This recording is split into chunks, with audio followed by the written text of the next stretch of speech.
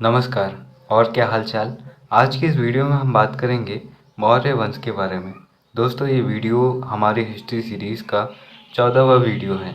इससे पहले 13 और वीडियोस डल चुके हैं जहां पर से आप इतिहास को बेसिकली समझ सकते हैं। तो आइए बात करते हैं इस वीडियो की और देखते हैं मौर्य वंश को।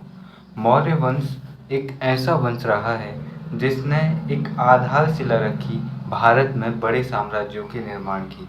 जिस तरह से 1000 ईसा पूर्व के आसपास लोहे के आविष्कार और खेती में परिवर्तन ने भारत के इतिहास को एक अलग लेवल पर ले जाकर खड़ा कर दिया था, उसी प्रकार मगध साम्राज्य में मौर्य वंश की स्थापना ने यह साबित कर दिया था कि भारत में भी एक बड़े साम्राज्य का निर्माण किया जा सकता है और एक बड़े वंश की नींव रखी जा सकती है।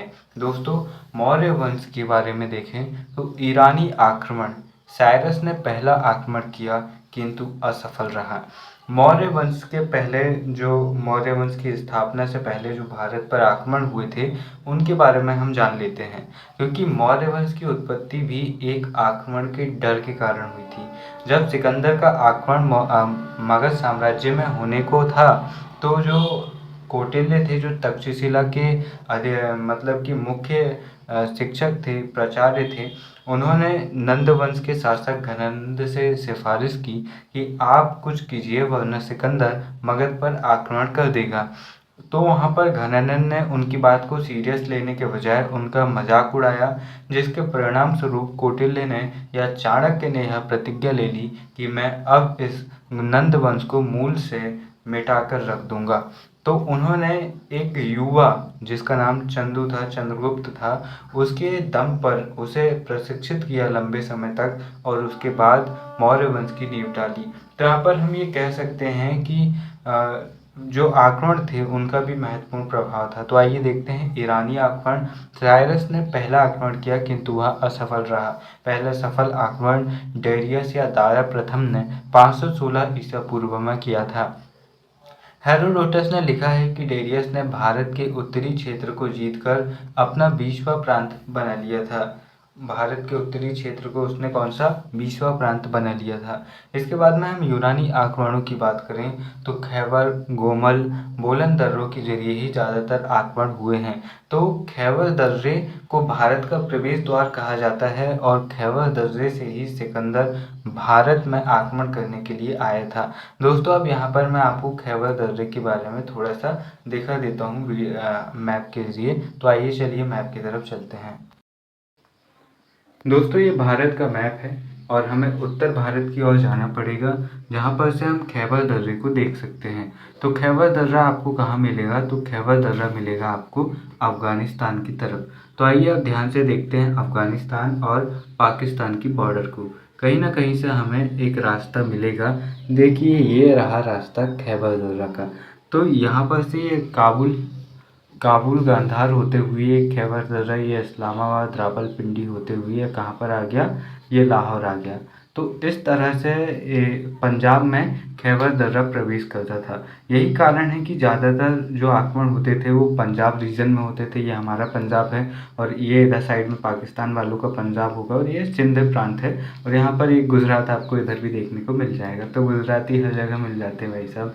तो यहाँ पर जो काबुल होते हुए सिंध पंजाब पर आक्रमण करने का जो रास्ता है वो खैबर दर्रे से मिलता है। यही कारण है कि खैबर दर्रे को भारत का प्रवेश द्वार कहा जाता है।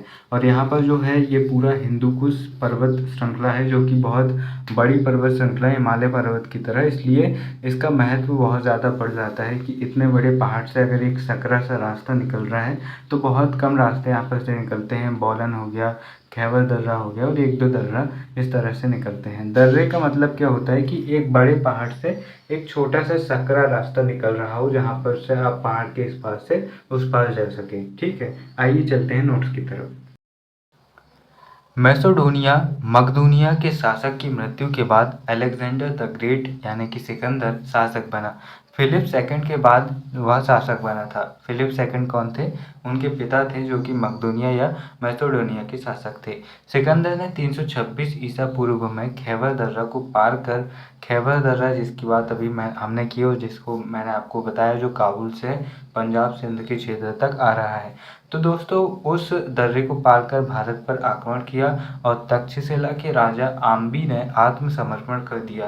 दोस्तों यहाँ पर कौटिल्य को क्यों चुलबुली थी कि वो घनन के पास गया और कहा कि हमारे ऊपर आक्रमण हो सकता है, आप बचाइए। क्योंकि तक्षशिला का जो विश्वविद्यालय था यहाँ पर का प्रमुख था चाणक्य।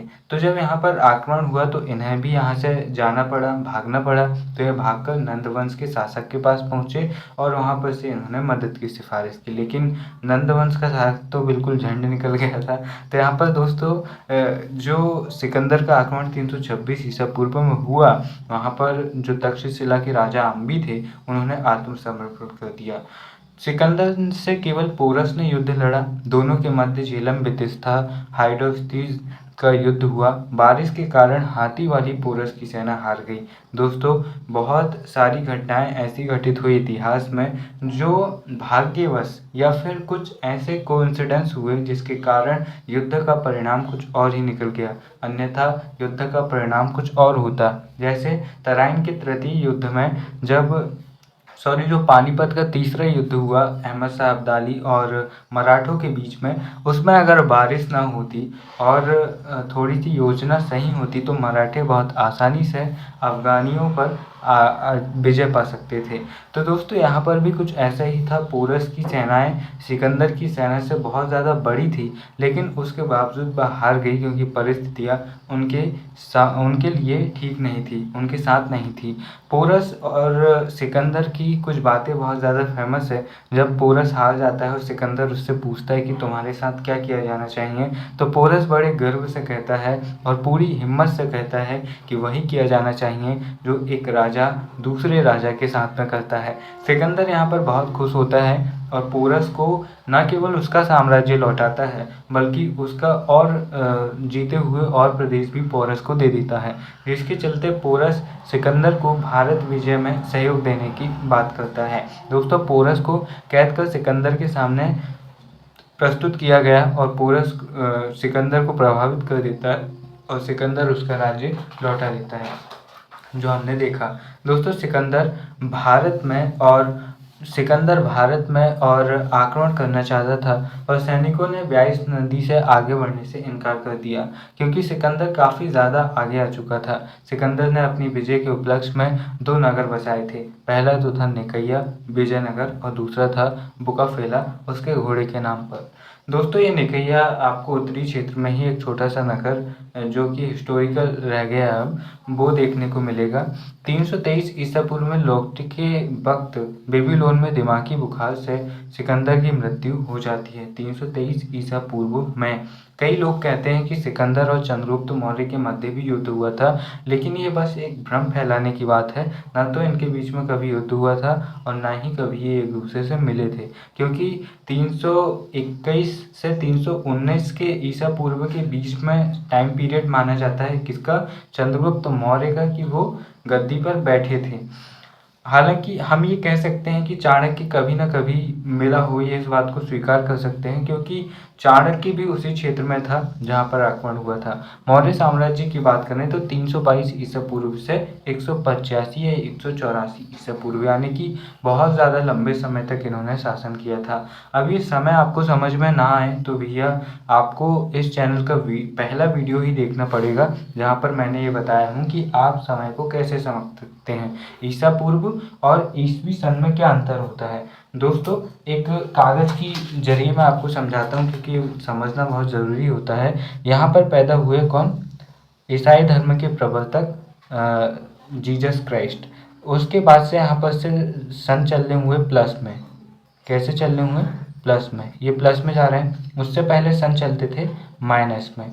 ये चल रहा है, ये माइनस में चल रहे हैं। तो माइनस में जो सन रहते हैं वो पीछे की तरफ से बढ़ते हुए से घटते हुए में आते हैं, और जो प्लस में रहते हैं वो घटते हुए से बढ़ते हुए में जाते हैं। यही कारण है कि जो इनका वंश है वो 322 से 185 ईसा पूर्व है, यानी कि कितने साल पहले। अब अगर आप इनका एग्जैक्ट समय पता करना चाहें तो आपको क्या करना पड़ेगा, पहले तो आपको आज से कितने साल पहले की ये बात है, तो पहले तो आपको 2024 में 322 आपको माइनस प्लस करने पड़ेंगे, तब आपको एग्जैक्ट पता चलेगा कि कितने साल पहले मौर्य साम्राज्य की स्थापना हुई थी। और भी बेहतर तरीके से आप उस पहले वीडियो में समझ सकते हैं जहाँ पर मैंने समझाने का प्रयास किया है।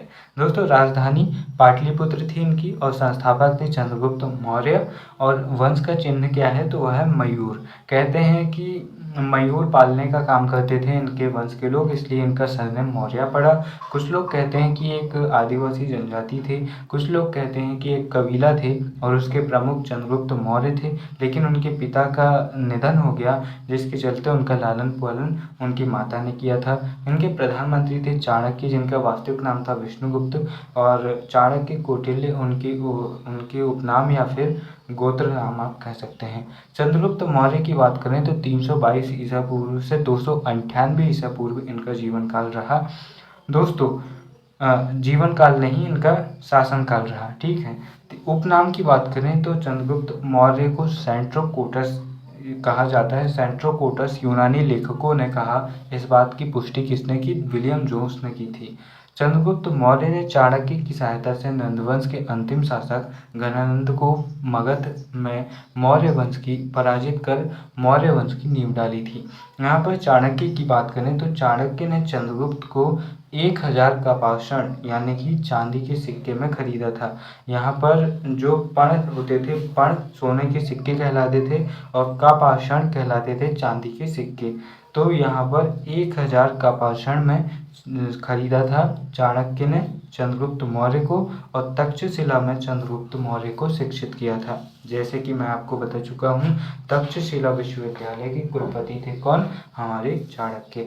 दोस्तों, चंद्रगुप्त व सेल्यूकस के मध्य युद्ध, चंद्रगुप्त व सेल्यूकस के मध्य युद्ध की बात करें तो सेल्यूकस निकेटर का आक्रमण 305 ईसा पूर्व में हुआ था और इस युद्ध का निर्णय ज्ञात नहीं है, पर संधि में चंद्रगुप्त का पक्ष मजबूत होने से मालूम पड़ता है कि चंद्रगुप्त इस युद्ध में विजय रहा हो। दोस्तों, इस युद्ध की हम दो कल्पनाएं कर सकते हैं। पहला ये कि दोनों का बीच का युद्ध अनिर्णय रहा हो और चंद्रगुप्त के पराक्रम को देखकर सेल्यूकस प्रसन्न हो गया और उसने बहुत सारे उपहार इन्हें दिए, लेकिन ऐसा बहुत कम माना जा सकता है। दूसरी थ्योरी ही ज़्यादा पॉसिबल है कि चंद्रगुप्त मौर्य इस युद्ध में जीता हो और सेल्यूकस निकेटर ने अपनी पुत्री हेलेना या फिर अपने किसी संबंधी की पुत्री का विवाह चंद्रगुप्त मौर्य से किया था और अपने प्रमुख 5 प्रांतों को भी चंद्रगुप्त मौर्य को भेंट किया था, और चंद्रगुप्त मौर्य ने भी 500 हाथी सेल्यूकस को भेंट किए थे। तो इस तरह से हम ये कह सकते हैं कि यहाँ पर चंद्रगुप्त मौर्य की विजय रही होगी। सेल्यूकस कौन था, तो सेल्यूकस निकेटर सिकंदर महान का सेनापति था और उसकी मृत्यु के बाद उसका साम्राज्य का भावी उत्तराधिकारी भी बना था। इसके बाद में हम संधि की बात करें तो सेल्यूकस ने 4 प्रांत, सॉरी मैंने 5 प्रांत कह दिया था अभी, 4 प्रांत काबुल, कांधार, मकरान और हेरात चंद्रगुप्त को दे दिए थे। सेल्यूकस ने अपनी बेटी हेलेना, जिसे कार्नेलिया भी कहते हैं, उसका विवाह चंद्रगुप्त से किया था। हालांकि ऐसे पुख्ता प्रमाण नहीं है कि ये सेल्यूकस की ही पुत्री थी, लेकिन ये जरूर तय है कि सेल्यूकस ने एक लड़की का विवाह चंद्रगुप्त मौर्य से करवाया था जो राज परिवार की थी। अब वो सेल्यूकस की पुत्री थी या फिर इनके किसी संबंधी की पुत्री थी, ये तय नहीं है। दोस्तों, चंद्रगुप्त ने सेल्यूकस को 500 हाथी उपहार में दिए थे। सेल्यूकस ने चंद्रगुप्त मौर्य के दरबार में मेगास्थनीस नाम के एक दूत को भेजा था और जिसने मौर्य प्रशासन पर प्रसिद्ध ग्रंथ इंडिका को लिखा। दोस्तों, इंडिका अर्थशास्त्र की तरह ही मौर्य वंश के बारे में सर्वाधिक जानकारी प्रदान करता है। चंद्रगुप्त मौर्य के कार्यों की बात करते हैं। दोस्तों, इनके विषय में महास्थान अभिलेख बोगरा जो कि बांग्लादेश में है, सोगरा ताम्रपत्र गोरखपुर, और अकाल पड़ने व राहत कार्यों की जानकारी हमें इन 2 अभिलेखों से मिलती है कि चंद्रगुप्त मौर्य ने अकाल के समय पर राहत कार्य किए थे। अनाज के वितरण की जानकारी भी हमें इनसे मिलती है कि अकाल के समय पर उसने बड़े पैमाने पर जनता में अनाज वितरित करवाया था। दोस्तों, जूनागढ़ अभिलेख सौराष्ट्र गुजरात से हमें चंद्रगुप्त मौर्य के विषय में यह जानकारी मिलती है कि शक क्षत्रप राजा रुद्रदमन का अभिलेख हमें यहाँ पर से मिलता है, जो कि शक क्षत्रप राजा रुद्रदमन का अभिलेख है। उसके अभिलेख से भी हमें अशोक के बारे में जानकारी मिलती है। जूनागढ़ अभिलेख से क्या पता चलता है कि चंद्रगुप्त ने गुजरात में सुदर्शन झील का निर्माण करवाया था। बाद में अशोक के द्वारा इसका पुनर्निर्माण करवाया गया। स्कंदगुप्त, जो कि गुप्त वंश का शासक था, के समय पर्णदत्त के पुत्र चक्रपालित के द्वारा भी इसका पुनर्निर्माण का उल्लेख मिलता है। दोस्तों, चंद्रगुप्त भद्रबाहु के साथ रावण वेलगोला चला गया और जैन धर्म को स्वीकार कर लिया, और साथ ही यहीं पर चंद्रगिरी नामक पहाड़ी पर संलेखना पद्धति के चलते चंद्रगुप्त मौर्य का देहांत हो गया और निर्वाण की प्राप्ति हुई। दोस्तों, संलेखना या संलेखना विधि क्या होती है? तो इसके अंतर्गत बिना कुछ खाए पिए तब तक ध्यान की मुद्रा में रहा जाता है जब तक कि जीवन का त्याग न हो जाए, और इस पद्धति के जरिए निर्वाण की प्राप्ति होती है।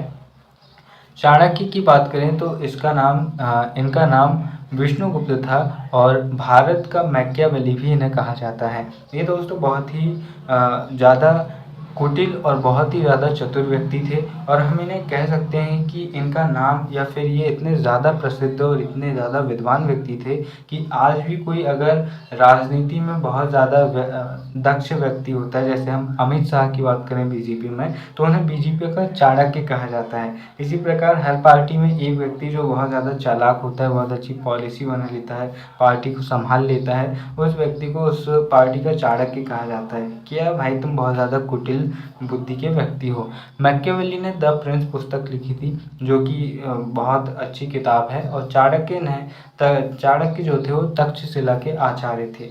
इन्होंने अर्थशास्त्र को लिखा, और अर्थशास्त्र की बात करें तो अर्थशास्त्र 15 भाग में विभाजित है। इसके 6वें भाग में राज्य का सप्तांग सिद्धांत है, और राज्य का सप्तांग सिद्धांत बहुत ज़्यादा इम्पोर्टेंट है, इस बात को ध्यान में रखना।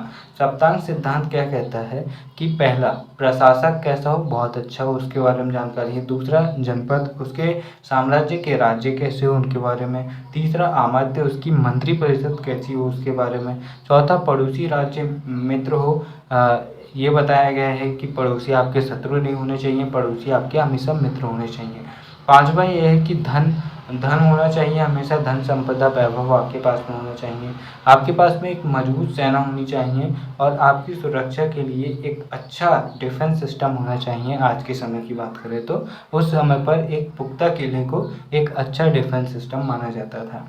साथ ही यह राजनीति का ग्रंथ है। अर्थशास्त्र का नाम सुनकर ये समझ में आता है कि एक इकोनॉमी या फिर अर्थ, धन से संबंधित ग्रंथ होगा, लेकिन यह राजनीति का एक प्रसिद्ध ग्रंथ है।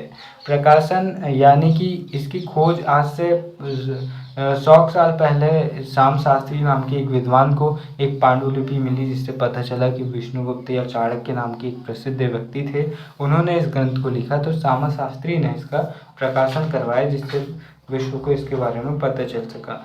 दोस्तों, हम यहाँ पर बिंदुसार की बात कर लेते हैं। बिंदुसार 298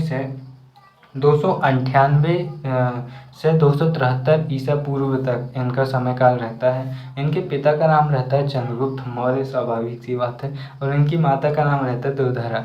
बिंदुसार के अन्य नाम की बात करें तो वायु पुराण में इन्हें मद्रसार कहा गया है, जैन ग्रंथ में इन्हें सिंहसैन कहा गया है, और यूनानी लेखकों द्वारा इन्हें अमित्रोकेडीज कहा गया है, और पतंजलि के महाभाष्य में इन्हें अमित्रघात कहा गया है। तो इनके ये विभिन्न नाम हैं, ध्यान में रखिएगा। कई बार परीक्षा में पूछ लिया जाता है कि किस मौर्य राजा को सिंहसैन कहा जाता है जैन ग्रंथों में, तो आपको इनको ध्यान में रखना है। और मैं आपको बता दूं कि मैं वही चीज़ें आपको दे रहा हूं जो आपको एक एक लाइन आपको ध्यान में रखनी है, कुछ भी आपको भूलना नहीं है। आपको ध्यान से पहले वीडियोस देखना है, फिर वीडियो पॉज करके नोट्स बनाने हैं। इसके कार्यकाल में तक्षशिला में 2 विद्रोह हुए जिनका दमन अशोक और सुसीम ने किया। पहला सुसीम ने किया और दूसरा जब सुसीम से न बन पाया तो फिर उसका दमन अशोक ने किया। बिंदुसार आजीवक संप्रदाय से था और पिंगल वत्स नाम के आजीवक मुनि बिंदुसार के दरबार में रहा करते थे। तो आजीवक संप्रदाय जिसे चारवाक संप्रदाय भी कहते हैं, मक्खली पुत्र गोसाल इनके प्रसिद्ध दार्शनिक या विद्वान रहे हैं। जैसे संतों की जरिए यह धर्म बना और यह बहुत ही ज़्यादा बेहतर धर्म है अन्य धर्मों की तुलना में, जो कि बहुत सारी चीज़ों का खंडन करता है।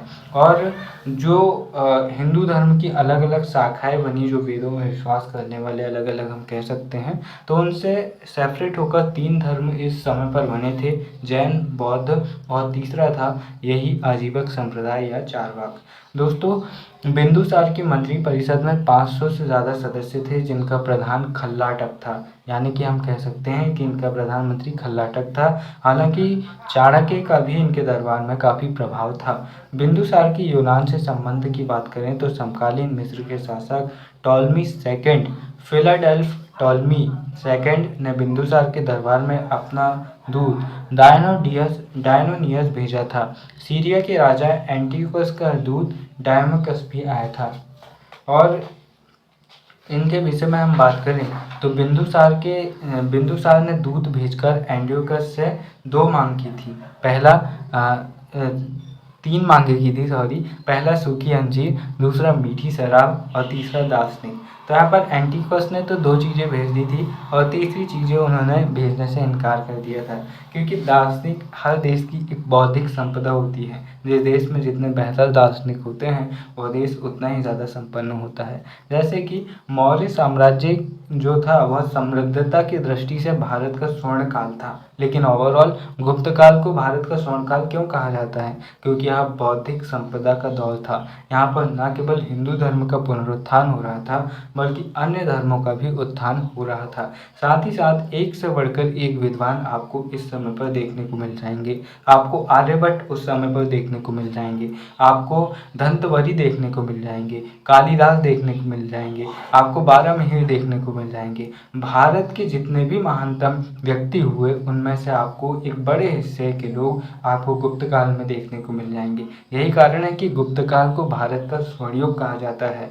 इसलिए हर दौर में महत्व तब समझ में आता है कि उस समय पर लोगों की समझ कैसी है और किस तरह के लोग उस समाज से निकल रहे हैं। इसलिए जिस समाज से जितने ज़्यादा दार्शनिक, विद्वान और एक सभ्य नागरिक निकलता है वह समाज इतिहास में उतना ही ज़्यादा स्वर्णिम माना जाता है। दोस्तों, वीडियो में हमने आज ये जाना मौर्य वंश की स्थापना कैसे हुई, उससे पहले किस तरह विदेशी आक्रमण हुए और किस तरह से उस भय ने चंद्रगुप्त की जो प्रधानमंत्री चाणक्य थे उन्हें घनानंद के पास भेजा। घनानंद ने उन्हें काला कलूटा कहकर उनकी बेइज्जती की, उन्हें चांडाल कहा और फिर बहुत बुरा भला कहने के बाद में जब बहुत बुरा लगा कौटिल्य को तो उन्होंने एक छोटे से बालक के साथ ये प्रतिज्ञा ली कि मैं इससे भारत का सम्राट बना दूंगा और नंद वंश को मूल रूप से समूल नाश उसका कर दूंगा, परिवार सहित उनका सत्यानाश कर दूंगा। कौटिल्य जो कि तक्षशिला के कुलपति थे और विद्वान थे, उन्होंने चंद्रगुप्त मौर्य को बहुत ज़्यादा शिक्षित किया और फिर धीरे धीरे उन्होंने मगध साम्राज्य की नींव रख दी। तो यहाँ पर हमने चंद्रगुप्त मौर्य और उनके पुत्र बिंदुसार के बारे में जाना। दोस्तों, अगले वीडियो में हम जानेंगे सम्राट अशोक और उनके आगे की जानकारी। वीडियो ज़्यादा लंबा ना हो और आपको चीज़ें स्पष्टता समझ में आए, इसलिए ऐसा मैं कर रहा हूँ कि वीडियो को ज़्यादा लंबा नहीं कर रहा हूँ। आपको प्रॉपर नोट्स बनाने हैं और आपको एक एक चीज़ ध्यान में रखनी है। दोस्तों, वीडियो के अंत में बस इतना ही कहना चाहूँगा, जिसके पास धैर्य नहीं है वह अहिंसा का पालन नहीं कर सकता।